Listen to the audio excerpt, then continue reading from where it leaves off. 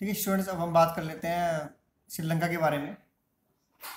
किस तरीके से श्रीलंका में जो एथनिक कॉन्फ्लिक्ट्स और डेमोक्रेसी को लेकर प्रॉब्लम रही है। देखिए, डेमोक्रेसी यहाँ पर स्टार्टिंग से ही इस्टेब्लिश हो गई थी, आज़ादी के बाद से ही 1948 में। उसके बाद से डेमोक्रेसी ठीक तरीके से काम करती रही है। कुछ इश्यूज़ को अगर छोड़ दें, जैसे कि 2018 में एक डेमोक्रेसी को लेकर क्राइसिस हुआ, तो उसके बारे में हम थोड़ा डिस्कस करेंगे। लेकिन मेजरली यहाँ पर जो है एथनिक कॉन्फ्लिक्ट्स यहाँ पर रहे हैं। लिट्टे नाम का एक ऑर्गेनाइजेशन उभरा, इमर्ज हुआ, जो कि तमिल्स जो थे उनको उनकी सपोर्टिंग के लिए। तो यहाँ पर मेनली जो है जो एथनिक्स जो रहे हैं तमिल्स और सिंगली जो लोग हैं। ठीक है, तमिल्स यहाँ पर माइनॉरिटी में है, 15% है टोटल पॉपुलेशन का, और सिंगली जो है वो 70% से 75% है। तो इनके बीच में जो है ये तमिल्स अपने राइट्स के लिए, क्योंकि जब श्रीलंका जब आज़ाद हुआ उसके बाद से यहाँ पर ये अपने जो इनके राइट्स थे उनका वायलेशन होता रहा, तो इसको लेकर मेजरली यहाँ पर प्रॉब्लम रही है। तो हम इसी के बारे में इसमें डिस्कस करेंगे इस टॉपिक में। तो ये पहले मैप में देख लेते हैं। देखिए, थोड़ा सा इसका एक डेमोग्राफिक देख लेते हैं। जो लैंग्वेज है तमिल्स की, वो तमिल लैंग्वेज है, 15% जो है माइनॉरिटी में है ये। इसके अलावा सिंगली जो है वो साउथ और सेंट्रल रीजन में ये हैं श्रीलंका के। ठीक है, और इनका जो धर्म रिलीजन है बुद्धिस्ट है इनका। ठीक है, थेरवाड़ जो ब्रांच है, जो थेरवाड़ जो शाखा इनकी है बुद्धिस्ट की, जैसे महायान है उसी तरीके से ये थेरवाड़ एक ब्रांच है। इनकी लैंग्वेज जो है इनकी ये सिंगली लैंग्वेज है, ये मेजॉरिटी में है। तो मैप में देख लेते हैं इनको।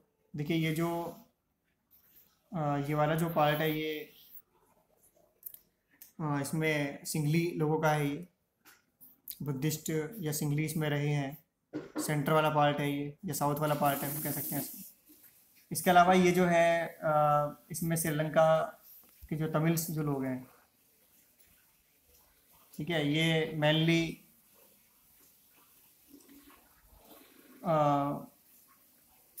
नॉर्थ वाले पार्ट में और ईस्ट वाले पार्ट में ये रहे हैं, इनकी मेजॉरिटी देखी गई।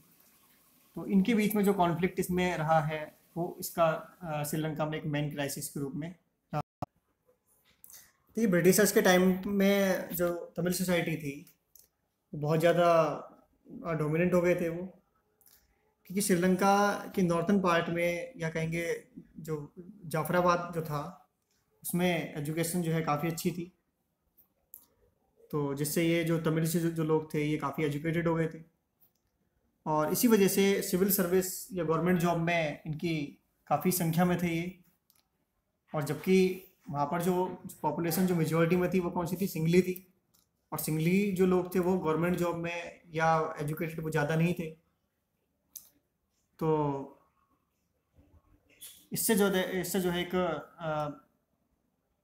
ये एक अनबैलेंस था। लेकिन आज़ादी के बाद जब श्रीलंका आज़ाद हुआ तो उसके बाद इन्होंने जो है पार्लियामेंट्री डेमोक्रेसी जो है अडॉप्ट की, और जिसमें पार्लियामेंट्री डेमोक्रेसी में तमिल्स जो है, क्योंकि माइनॉरिटी में थे वो 15% थे टोटल पॉपुलेशन का, और इस वजह से वो कभी भी पावर में नहीं आ सकते थे।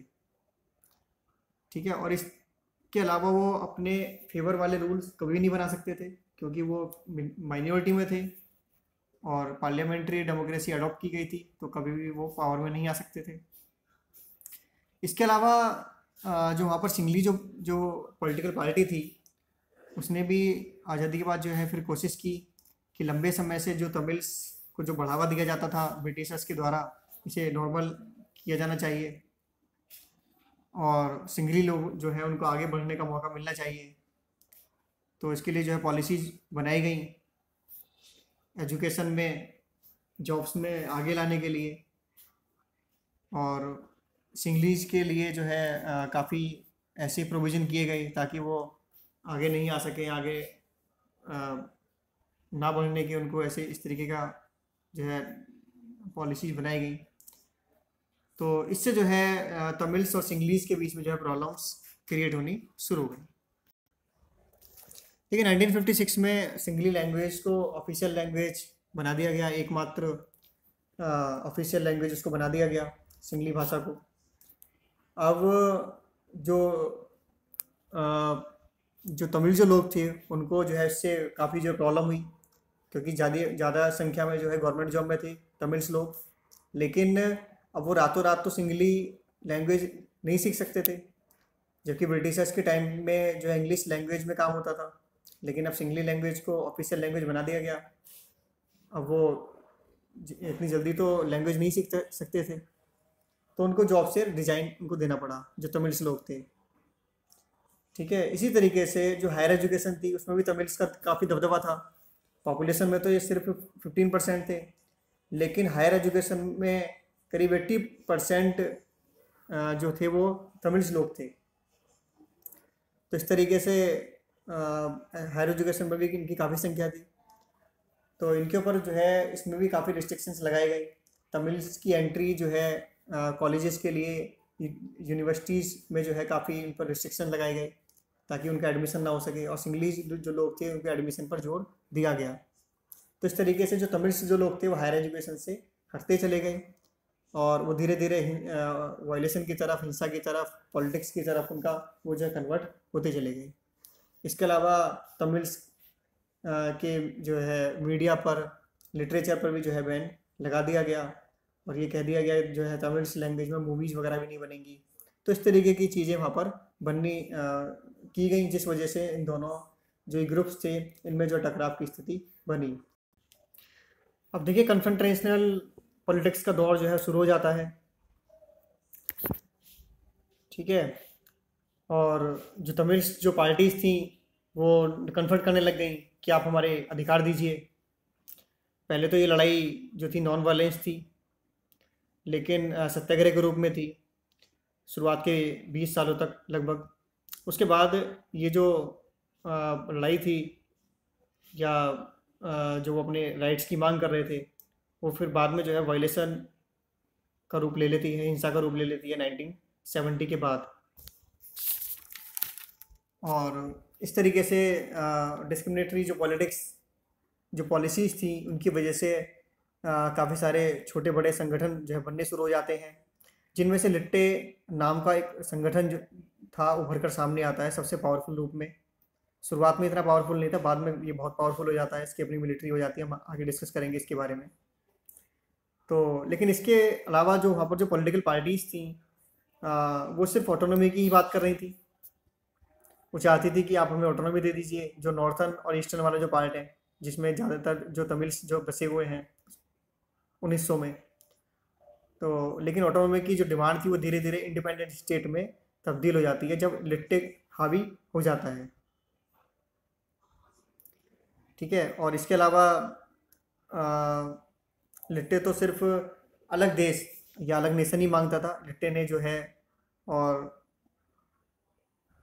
इनको जो फंड या सपोर्ट जो मिलता था वो वर्ल्ड के अलग अलग हिस्सों में, जहाँ जो तमिल्स जो लोग बसे हुए थे उनको तमिल्स डायस्पोरा बोला जाता है। ठीक है, तो इनको ये जो लिट्टे जो ऑर्गेनाइजेशन उभर कर सामने आता है, इसको इस तरीके से वर्ल्ड वाइड इसको सपोर्ट मिलती है, जिससे काफ़ी हावी हो जाता है। ये थोड़ा लिट्टे के बारे में बात कर लेते हैं, क्या था ये। लिट्टे की जो फुल फॉर्म है, ये liberation tigers of Tamil Eelam. ठीक है, ये इनका लोगो था। इनका जो लीडर था वो था विल्लुपिल्लई प्रभाकरन। इनका ऑब्जेक्शन था सक्सेशनिस्ट, मतलब ये एक अलग अलग राष्ट्र की मांग ये करते थे कि हमको श्रीलंका से एक अलग राष्ट्र, हमको जो है तमिल्स के लिए एक अलग राष्ट्र चाहिए। ठीक है, देश की बंटवारे की बात करते थे। ठीक है, और ये काफ़ी ऑर्गेनाइज्ड थे, डिसिप्लिन थे। ठीक है, इनका ऑर्गेनाइजेशन जो है काफ़ी मजबूत था, और जिस तरीके से मिलिट्रीज़ का होता है, तो ये अपने जो इनके फाइटर्स होते थे उनको जो है ट्रेनिंग देते थे बाकायदा। इसके अलावा इन्होंने सुसाइड बॉम्बिंग का इस्तेमाल किया। इन्होंने काफ़ी अपने जो तमिल्स जो लीडर्स जो थे, जो इनके खिलाफ होते थे, इनके अपने तमिल भाई, इनकी विचारधारा के विरुद्ध होते थे। ठीक है, क्योंकि लिट्टे के अलावा और ऐसे बहुत सारे ऑर्गेनाइजेशंस थे, करीब 25 ऑर्गेनाइजेशन और भी थे, जो तमिल्स के ही लोग तमिल्स के द्वारा ही बनाए गए थे, लेकिन हिंसा के रास्ते के विरुद्ध थे वो, जो अदर जो ऑर्गेनाइजेशंस थे। तो उनके खिलाफ इन्होंने सुसाइड बॉम्बिंग के द्वारा उनको मार गिराया, जो भी इनकी विचारधारा के विरुद्ध होते थे।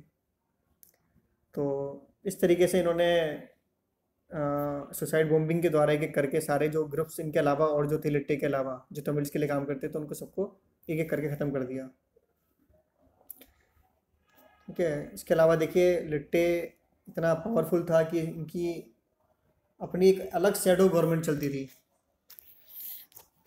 ठीक है, कहने को तो श्रीलंका में एक अलग गवर्नमेंट है, सरकार है, ठीक है, लेकिन नॉर्थ ईस्ट वाले पार्ट में इनकी अपनी अलग सरकार होती थी लिट्टे की।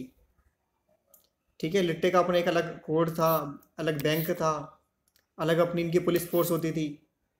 तो पूरा जो है जो सरकारी जो ढांचा है, ये इनका अपना पूरा होता था, पूरा था इनका, अपनी गवर्नमेंट अलग जो है चलाते थे ये नॉर्थ और ईस्ट वाले पार्ट में। इसके अलावा इनकी अपनी एक नेवी भी थी। देखिए, एक बड़ा मतलब एक टेररिस्ट ऑर्गेनाइजेशन, ठीक है, उसकी अपनी एक नेवी भी है, एक अपनी एयरफोर्स भी है। ये एक दुनिया का ऐसा एकमात्र आतंकवादी संगठन था जिसकी अपनी एयरफोर्स भी थी, और नेवी भी इनकी काफ़ी स्ट्रांग थी। ये जो प्रभावकरण है इनका लीडर, ये आप देख सकते हैं, ट्रेनिंग जैसे मिलिट्री फोर्स को दी जाती है उस तरीके से। देखिए, जो मेजर एसेसिनेशन इनके द्वारा जो कराए गए उनके बारे में देख लेते हैं। इन्होंने एक तो जो है श्रीलंका के जो प्रेसिडेंट थे राणा सिंघे प्रेमदासा, उनकी 93 में जो है उनकी उनकी हत्या की एक तो। इसके अलावा जो हमारे जो प्राइम मिनिस्टर थे श्री राजीव गांधी, इनको भी इन्होंने ही मरवाया था लिट्टे ने 91 में। उनको एक महिला ने जो फूलों की माला पहनाती है, माला में बम था, और इस तरीके से श्री राजीव गांधी जी की मृत्यु हो जाती है। इसके अलावा इन्होंने जो कैबिनेट मिनिस्टर्स थे श्रीलंका के, करीब 7 मिनिस्टर्स को भी इन्होंने हत्या करवाई। तो इस तरीके से ये इन मामलों में काफ़ी आगे थे, सुसाइड बॉम्बिंग वगैरह में। इसके अलावा 1983 में ये 13 श्रीलंका के जो आर्मी के जो सोल्जर्स थे उनको भी मार गिराते हैं, छुपकर घात लगाकर हमला करने की पॉलिसी थी इनकी। इसके बाद पूरे जो श्रीलंका में जो है तमिल्स के खिलाफ दंगे बढ़े जाते हैं, और इसमें करीब इन दंगों में करीब 1000 से 3000 तमिल्स मारे जाते हैं। और इसमें भी लिट्टे को एक मौका मिल जाता है, और उन्होंने कहा कि हम श्रीलंका की जो गवर्नमेंट है उसके खिलाफ लड़ाई लड़ेंगे। तो इस तरीके से श्रीलंका की गवर्नमेंट जो है अपनी आर्मी भेजकर जो है लड़ाई शुरू कर देती है। 1983 में से 87 तक भारत सरकार ने भी ग्रुप्स को जो है काफ़ी सपोर्ट किया, इन्हें हथियार सप्लाई किए लिट्टे को। लिट्टे के जो फाइटर्स थे उनको भारत बुलाकर भारत सरकार ने इनको ट्रेन भी किया। इसके अलावा जो तमिलनाडु की जो पॉलिटिकल पार्टीज़ थी वो भी इनका फेवर करती थी, क्योंकि सदियों से भारत के तमिल्स और जो है जो श्रीलंका के जो तमिल्स थे उनके बीच में कल्चरल टाइप थे, अच्छे रिश्ते थे इनके बीच में। तमिलनाडु के जो सीएम थे एमजीआर, उन्होंने भी इनकी काफ़ी हेल्प की। हालांकि ये जो मदद होती थी ये कवर्ट होती थी, मतलब कोई सप्लाई जा रही है तो उसमें जैसे चेकिंग नहीं की जाएगी, ठीक है, डायरेक्टली नहीं होती थी वो जो हेल्प की गई। तो इस तरीके से, और इसके अलावा इंडियन गवर्नमेंट ने भी इनकी काफ़ी हेल्प की। देखिए, इसके बाद श्रीलंका की जो गवर्नमेंट है वो भारत सरकार से बात करती है कि हमें एक समझौता करना चाहिए, और आप लिट्टे को जो हेल्प आप कर रहे हैं उसको बंद कर दीजिए। तो इस तरीके से जुलाई 1987 में उस टाइम पर जो पीएम थे श्री राजीव गांधी थे। तो राजीव गांधी और श्रीलंका के जो पीएम थे जयवर्धने, इनके बीच में समझौता होता है, ठीक है। और इसके बाद फिर भारत ने जो है लिट्टे को जो हेल्प कर रहा था वो रोक दी जाती है। समझौता ये होता है कि तमिल्स को कुछ कंसेशन दिए जाएंगे श्रीलंका में। इसके लिए श्रीलंका का जो कॉन्स्टिट्यूशन है उसमें 13 अमेंडमेंट किया गया, और इसमें ये की गई, एक तो जो तमिल जो लैंग्वेज थी उसको रिकॉग्नाइज किया गया। इसके अलावा स्टेट जो प्रोविंसेस जो थे उनकी पावर को बढ़ाया गया। जो नॉर्थ, खासतौर पर जो नॉर्थ ईस्ट की जो प्रोविंसेस थे उनकी पावर बढ़ाई गई। नॉर्थ और ईस्टर्न जो प्रोविंसेस थे उनको एक करने की बात की गई, ताकि जो जितने भी जो तमिल्स जो लोग हैं वो एक ही सरकार के अंडर में आ सकें, ठीक है। इसके अलावा ये भी तय हुआ कि भारत सरकार एक पीस कीपिंग फोर्स श्रीलंका भेजेगी। वो पीस कीपिंग फोर्स जो है श्रीलंका की जो गवर्नमेंट है और लिट्टे के बीच में शांति बनाए रखने का काम करेगी, ठीक है। तो इस तरीके से ये 13 कॉन्स्टिट्यूशनल अमेंडमेंट किया जाता है श्रीलंका के द्वारा, और ये भारत सरकार के द्वारा एक एग्रीमेंट साइन होता है। देखिए ये जो एग्रीमेंट होता है, ये एग्रीमेंट जो लिट्टे था इसको छोड़कर बाकी जो आर्म्ड जो ग्रुप थे वो इस डील को एक्सेप्ट कर लेते हैं और हथियार छोड़ देते हैं। और भारत के द्वारा पीस कीपिंग फोर्स, जैसे कि एग्रीमेंट हुआ था, वो भेजी जाती है। उसका नाम होता है ऑपरेशन पवन, ठीक है। तो लिट्टे ने भारत की फ़ौज पर जो है हमले करने शुरू कर दिए। इसके बाद जब मिलिट्री भारत के द्वारा भेजी जाती है, क्योंकि उनको नहीं पसंद था कि इंडियन गवर्नमेंट पहले जो लिट्टे को जो सपोर्ट कर रही थी अब वो श्रीलंका की गवर्नमेंट को सपोर्ट करे, क्योंकि श्रीलंका की गवर्नमेंट के साथ में एग्रीमेंट हो गया था। तो इस तरीके से उनको पसंद नहीं था। तो वो लिट्टे जो था अब वो इंडियन गवर्नमेंट जो मिलिट्री थी उसके ऊपर हमले करने शुरू कर देते हैं, जो भेजी जाती है इंडिया से। तो इनिशियली तो भारत की फ़ौज को भारत की जो फ़ौज थी उन्होंने जो लिट्टे को जाफना से जो है खदेड़ दिया, और लिट्टे के जो काडर थे वो गुरिल्ला वार उन्होंने शुरू कर दिया उसके बाद, और वो भागकर जो है जंगलों में जाकर छुप गए। तो इस तरीके से जो ऑपरेशन था ये करीब 3 साल चला। 1987 से लेकर 90 के बीच में ये ऑपरेशन था चला। अब देखिए इसके बाद 2 बातें होती हैं। एक तो 89 में जो है राजीव गांधी की जो सरकार थी वो गिर जाती है भारत में, और इसके अलावा दूसरे बात ये होती है श्रीलंका में वहाँ के जो साउथ के जो लोग थे, जो सिंगली जो लोग थे, ठीक है, वो नहीं चाहते कि इंडिया मतलब दूसरा देश उनके देश में इंटरफेयर करे अब, ठीक है। भारत जो दूसरा जो देश है वो उनके देश में मिलिट्री भेजे, उनके जो इंटरनल जो मैटर है उसमें इंटरफेयर करे, तो उनको पसंद नहीं था। तो इस तरीके से जो श्रीलंका की जो गवर्नमेंट है वो प्रेशर में आ जाती है, और भारत को वो कहते हैं कि आप अपनी जो आर्मी है उसको वापस बुला लीजिए। तो इस तरीके से आर्मी जो है वापस बुला ली जाती है भारत सरकार के द्वारा 90 में, ठीक है। इसके बाद 91 में जो इलेक्शन यहाँ पर होने थे, तो लिट्टे को लगता है कि राजीव गांधी अगर फिर से जीत गए तो फिर से वो फोर्स भेजेंगे श्रीलंका में और उनको लड़ना पड़ेगा। तो इस डर से जो है लिट्टे जो है राजीव गांधी की हत्या करवा देता है। देखिए ऐसा नहीं है कि पीस के लिए जो है कोई बातचीत नहीं हुई थी। श्रीलंका की सरकार जो है नहीं चाहती थी पीस, ऐसा नहीं था। श्रीलंका की जो गवर्नमेंट थी उसने कई बार ऐसे एफर्ट्स किए, कोशिश की कि जो शांति वार्ता के लिए लिट्टे के साथ, लेकिन लिट्टे ही नहीं चाहता था कि शांति जो है बने। तो इस तरीके से ये कॉन्फ्लिक्ट चलता रहा।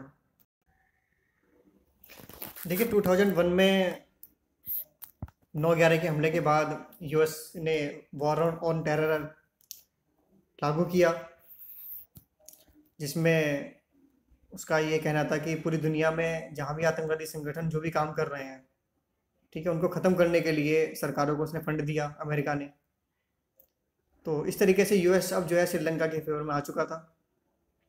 इसके अलावा 2002 में नॉर्वे की मध्यस्थता से नॉर्वे जो है मीडिएट इसमें बनता है और पीस प्रोसेस यहाँ पर शुरू होता है, और 2002 में एक सीज फायर साइन होता है, जिसमें लिट्टे और श्रीलंका की गवर्नमेंट के बीच में ये साइन होता है सीज फायर।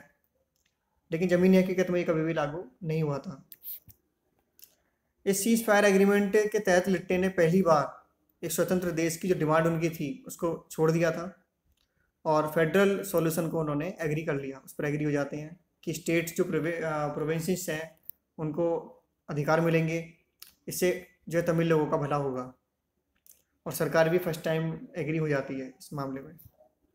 तो इस तरीके से 2003-4 तक जो है बातें दोनों के बीच में जो है बातचीत चलती रहती है। और अब देखिए एक मेजर एक इशू होता है 2004 में, लिट्टे के भीतर ही एक स्प्लिट होता है। इसमें जो लिट्टे में एक करुणा नाम का एक व्यक्ति था, ठीक है, ये लिट्टे में सीनियर कमांडर की पोस्ट पर था, ये लिट्टे छोड़ देता है और सरकार के फेवर में आ जाता है। तो ये लिट्टे के लिए एक बहुत बड़ा झटका था ये। और इसके अलावा 2004 में जो है सुनामी आती है श्रीलंका में, जिसमें करीब 35,000 लोग मारे गए, और लिट्टे वाला जो पार्ट था जहाँ पर जो तमिल जो लोग थे उसमें भारी तबाही इसमें होती है। देखिए 2005 में यहाँ जो राजापक्सा जो थे वो प्रेसिडेंट अपॉइंट होते हैं 2005 में, और 2005 में ही लिट्टे ने जो फॉरेन मिनिस्टर थे वहाँ के उनको मार गिराया, उनका असैसिनेट कर दिया जाता है। और देखिए सबसे बड़ी बात ये थी कि जो फॉरेन मिनिस्टर थे ये तमिल ही थे, तो ऐसा नहीं था कि लिट्टे को अगर लगता था कि जो अगर कोई उनके तमिल भाई हैं अगर वो उनके अगेंस्ट हैं, चाहे वो उनकी आइडियोलॉजी के खिलाफ हैं, चाहे वो सरकार के सपोर्ट में हैं, ठीक है, तो उनका असैसिनेट किया जाता था। ठीक है, ऐसे बहुत सारे ऐसे तमिल जो लोग थे जिनकी हत्याएं लिट्टे के द्वारा की गई थी, जो उनकी आइडियोलॉजी से मैच नहीं करते थे। तो इस तरीके से एक बड़ी लड़ाई जो है वो शुरू हो जाती है 2008 और 9 में, और फाइनली मई 2009 में जो है श्रीलंका की आर्मी ने लिट्टे को हरा दिया। लिट्टे और जो श्रीलंका की आर्मी थी उसके बीच में वॉर होती है, और इसमें लिट्टे जो है हार जाता है, और फाइनली प्रभाकरन जो था इनका जो मैन जो लीडर था उसको भी वहाँ की मिलिट्री जो है मार गिराती है। तो इस तरीके से जो बड़ी जो सिविल वार काफ़ी लंबे टाइम से चल रही थी यहाँ पर ये समाप्त हो जाती है। और इस सिविल वार में करीब दोनों ही तरफ से जो है युद्ध में करीब 1 लाख लोग जो है मारे जाते हैं। बड़े स्तर पर इसमें जो है युद्ध अपराध किए गए, दोनों ही तरफ से जो है सिविलियंस को नुकसान पहुंचाया गया, सिविलियंस को निशाना बनाया गया, और 1 लाख सिविलियंस का मरना, उनकी डेथ होना, ये श्रीलंका जैसे छोटे देश के लिए एक बड़ी बात है, क्योंकि वहाँ की पॉपुलेशन ऑलरेडी बहुत ज़्यादा नहीं है, तो वहाँ की पॉपुलेशन के हिसाब से बड़ी संख्या है। ठीक है, तो ये जो एक बड़े लंबे टाइम बाद ये जो इश्यू था ये समाप्त होता है। देखिए 2018 में श्रीलंका में एक पॉलिटिकल क्राइसिस बनता है, जिसमें जो वहाँ के जो प्रेसिडेंट थे सिरिसेना, वे उस टाइम पर जो प्राइम मिनिस्टर थे रानिल विक्रमसिंघे, उनको हटाकर राजापक्से को जो है प्राइम मिनिस्टर अपॉइंट कर देते हैं। वहाँ पर प्रेसिडेंट को ये पावर थी कि प्राइम मिनिस्टर को वो कंट्रोल कर सकते हैं, लेकिन इस पावर को हटा दिया गया था 2015 में। लेकिन उसके बाद भी इस तरीके का एक्शन उनके द्वारा लिया जाता है। तो वहाँ पर एक ही टाइम में दो प्राइम मिनिस्टर की स्थिति जो खड़ी हो जाती है कि एक ही टाइम में वहाँ पर दो प्राइम मिनिस्टर देखने को मिलते हैं। राजापक्से कहते हैं कि वो सही मायने में, क्योंकि प्रेसिडेंट ने उनको अपॉइंट किया है, वो प्राइम मिनिस्टर है। इसके अलावा विक्रम सिंघे कहते हैं कि वो सही मायने में जो है, क्योंकि कॉन्स्टिट्यूशनली तो वही प्राइम मिनिस्टर हैं। तो एक बड़ा क्राइसिस बन जाता है। ये रानिल विक्रम सिंघे हैं प्राइम मिनिस्टर जो थे, और ये प्रेसिडेंट हैं सिरिसेना, और राजापक्से जो हैं इनको अपॉइंट कर दिया जाता है प्रेसिडेंट के द्वारा। ये अपॉइंट कर देते हैं, प्राइम मिनिस्टर के लिए अपॉइंट कर देते हैं राजापक्सा को। और देखिए मज़ेदार एक बात और ये थी कि 2014-15 का जो इलेक्शन हुआ था जिसमें राजापक्सा की हार हुई थी, उसमें ये इन दोनों ने साथ में मिलकर इलेक्शन लड़ा था 2014-15 में। ठीक है, दोनों ने साथ में इलेक्शन लड़ा था और इनको हराया था राजापक्सा को। ठीक है, अब 2018 में प्रेसिडेंट ने इन्हीं को हटाकर, इन्हीं को प्राइम मिनिस्टर के पोस्ट से हटाकर जिनके खिलाफ थे 2014-15 में, इन्हीं को ही प्राइम मिनिस्टर बना दिया जाता है। अब होता ये है कि इनका ये कहना है विक्रम सिंघे का कि प्रेसिडेंट उनको इस तरीके से नहीं हटा सकते, क्योंकि 2014 में कॉन्स्टिट्यूशन में अमेंडमेंट हो चुका है, और जो ये प्रावधान था श्रीलंका के कॉन्स्टिट्यूशन में कि प्रेसिडेंट को पावर है कि वो प्राइम मिनिस्टर को हटा सकते हैं, अब उस प्रावधान को हटा दिया गया था, उसमें अमेंडमेंट करके उसको 2014-15 में हटा दिया गया था। तो विक्रम सिंघे कहते हैं कि अब वो प्रेसिडेंट को पावर नहीं है कि वो उनको हटा सके। तो वो कहते हैं कि सही मायने में वही प्राइम मिनिस्टर है। तो इस तरीके से एक बड़ा क्राइसिस यहाँ पर एक बन जाता है, पॉलिटिकल क्राइसिस ये उठ खड़ा होता है। और इसके अलावा जो सिरिसेना थे, ये भी इंडिया के ऊपर भी इन्होंने एक आरोप ये लगाया था कि जो भारत का जो रॉ है, ठीक है, वो उनका असेसिनेट करना चाहता है, उनको मरवाना चाहता है। इन्होंने, जो विक्रम सिंघे थे, ये भारत के पक्ष में रहे थे, और इन्होंने कहा कि भारत सरकार ये सिरिसेना जो है गलत तरीके से आरोप लगा रहे हैं, वो क्यों श्रीलंका के प्रेसिडेंट को मरवाएगी भारत सरकार। तो इन्होंने उनका जो है फेवर किया था इंडियन गवर्नमेंट का। हालांकि इन्होंने जो कहा था ये वो ऑफिशियल नहीं था, वो बिल्कुल ओपनली नहीं कहा था। तो इस तरीके से, और इसके बाद जो प्रेसिडेंट थे इन्होंने ये 16 नवंबर तक ये पार्लियामेंट को भी जो है सस्पेंड कर देते हैं। सस्पेंड क्यों करते हैं? क्योंकि जिससे कि जो है जो विक्रम सिंघे हैं वो अपना जो है बहुमत सिद्ध ना कर सकें। ठीक है, तो उनको मौका ना मिले, इस वजह से वो उनको भी जो वहाँ की जो पार्लियामेंट थी उसको भी सस्पेंड कर देते हैं। तो इस तरीके से यहाँ पर जो है काफ़ी ये प्रॉब्लम एक बन जाती है। ठीक है, और इसके अलावा जो है जो ये क्या कहते हैं, जो विक्रम सिंघे थे ये काफ़ी जो है ये जो है प्रो इंडिया रहे थे, ये भारत के सपोर्ट में रहे हैं। और इसके अलावा जो राजापक्सा थे, इन्होंने जो चाइना को जो है काफ़ी बढ़ावा दिया है, ये प्रो चाइना रहे हैं, चाइना के सपोर्ट में काफ़ी रहे हैं ये। और इन्होंने काफ़ी प्रोजेक्ट जो है वो चाइना के साथ में साइन किए, और काफ़ी रिस्पॉन्सिबल तरीके से श्रीलंका को जो है चाइना की तरफ इन्होंने धकेल दिया जब ये प्राइम मिनिस्टर थे पहले। और इसके अलावा 2018 में जो है राजापक्सा जो है पूर्व पीएम के रूप में जो है भारत आए, तब इनका काफ़ी स्वागत भी हुआ था। तो शायद इनको समझ में आ गया था कि ज़्यादा प्रो चाइना होना भी ठीक नहीं है। तो इस तरीके से, और इसके अलावा देखिए श्रीलंका और भारत के बीच में जो मेजर जो प्रॉब्लम बनी है, हालांकि रिलेशन दोनों के, चाहे वो ट्रेड को लेकर हो या और मामलों को लेकर हो, सही दोनों के जो रिलेशन है काफ़ी पॉजिटिव रहे हैं। लेकिन चाइना के इंटरफेरेंस की वजह से, क्योंकि चाइना के जो वन बेल्ट वन रोड वाला जो प्रोजेक्ट है श्रीलंका में, वो जो है उसका एक पार्ट है, श्रीलंका ने उस प्रोजेक्ट पर साइन किया है। और तो इस तरीके से भारत के लिए एक बड़ा वो चिंता का विषय है और इसके अलावा कुछ प्रोजेक्ट्स वगैरह जैसे कि भी बताया कि राजापक्सा जो थे इन्होंने जो चाइना को में जो है के साथ जो है काफ़ी सारे प्रोजेक्ट इन्होंने साइन किए। तो और काफ़ी जो है चाइना के फेवर में रहे ये। तो इस तरीके से कुछ समस्याएं जो हैं, कुछ प्रॉब्लम जो है वो देखी गई हैं इंडिया और श्रीलंका के बीच।